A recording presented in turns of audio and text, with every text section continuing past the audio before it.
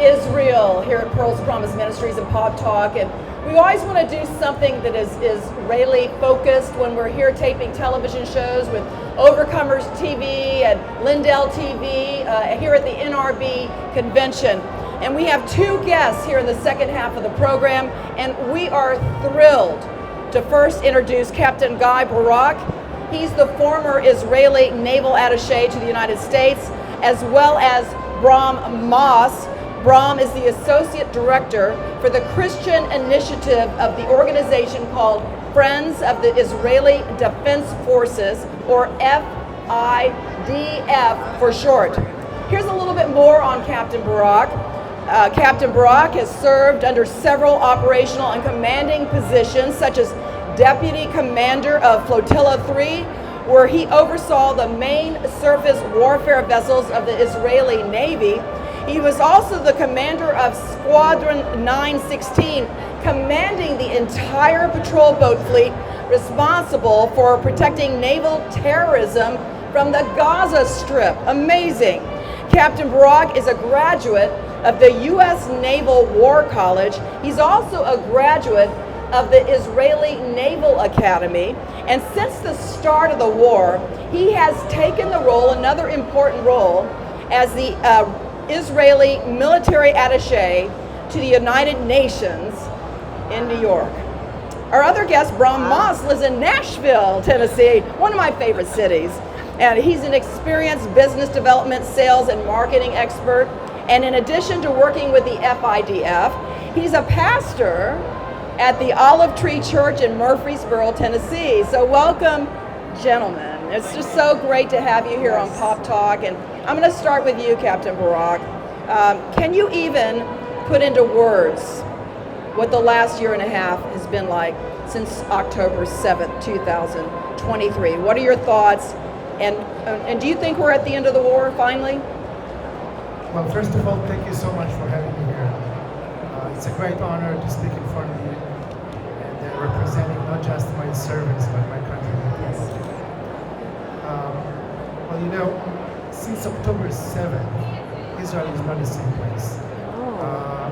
People don't realize Israel is a small country. October 7th touches each and every family, both with a national tragedy and with a personal one.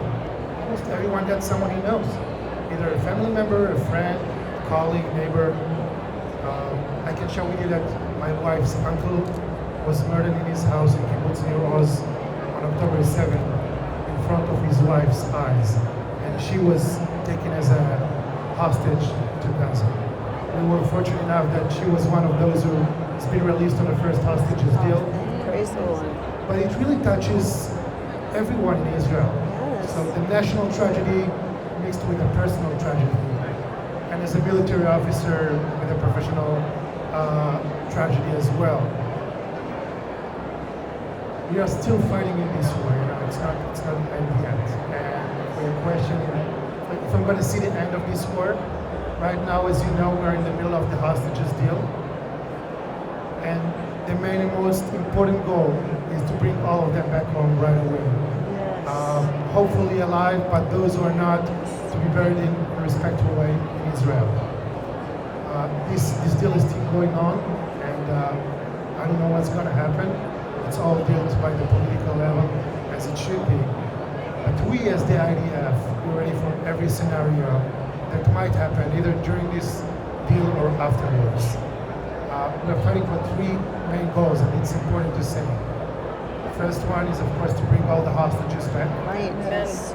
Second one is to make sure that Hamas no longer has a threat on Israel, no longer has military capabilities, nor government capabilities, so should no longer exist. And the third one is to be able to bring people back to their houses. Yes. So no more threat from the Gaza Strip to Israel. Yes.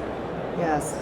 Bram, can you share with us how the Friends of the IDF got started and about how the organization cares for the needs of the soldiers?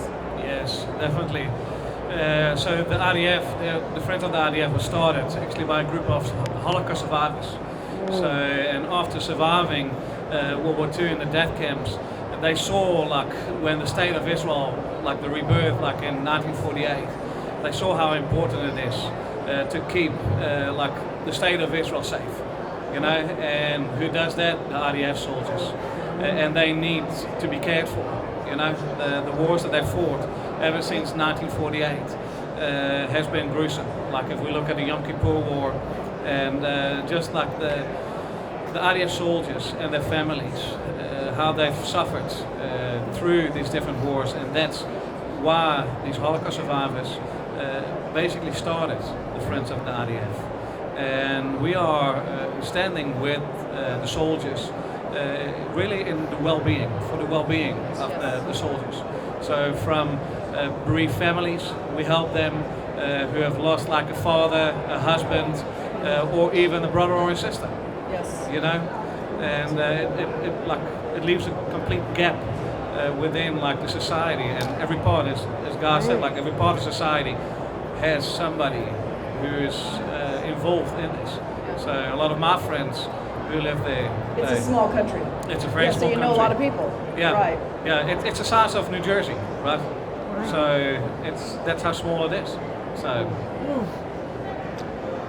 Captain Barak, we heard through our sources that the IDF soldiers are just worn out because of the constant fighting since October 7th. There are threats from Gaza, from the north, Iran, of course, is always a concern. How is the ceasefire helping? Is it? Is it helping? So, you know, the ceasefire is just, I would say, one step. This whole big picture of this war. As I mentioned, we're still working on getting to these goals so we can say we ended this war. The soldiers, I will start even with the society in Israel, not just with the soldiers. There's a strength, unbelievable strength that united us. You can see people fighting with each other, crying with each other, hugging each other as strangers, and supporting each other. You know, the hostages' families are not alone. And we see it on the street, we see it in the rallies, we see it all over. Israel as a society is very, very united.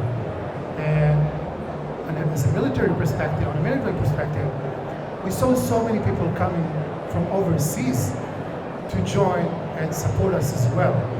So there are so many lone soldiers as well that need this support as well. And by the way, FIDF support those lone soldiers and their families overseas, making sure they got everything they needed and visit their families, etc. Yeah, we need to support them. I mean, it's just a terrible situation that's been happening there, and maybe there's a little bit of a break, kind of, but you still have to be on your toes and aware. Bram, I met you at an event at a Dallas synagogue not too long ago. That's how we got this all happened. I was so excited to meet you and wanted to have you on the show, and of course you brought along Captain Barak, and the Israeli Special Envoy on combating anti-Semitism was speaking. So how are you guys raising support for the soldiers? Are you doing it online? How are you doing it? Is it through events like this, marketing? How do you get help for these soldiers? So we are doing it through many different channels, right? So we have a lot of events that we're doing throughout the country. We have a number of chapters around the states, and all of them, they do a lot of different events, from small events like living room events to like large scale galas where people come and they hear about the mission that we do, and they give, and of course like we use social media, very important places like this, like an NRB convention where you have the whole Christian community, evangelical Christian community here, which is like really a key for us to really get the Christians on board to stand with the nation of Israel in a very unique way to support the men and women of the IDF. So it's through many different like ways and channels that we raise the support. It's so important, absolutely. Captain Barak, tell us about your role as the Israeli military attaché to the United Nations.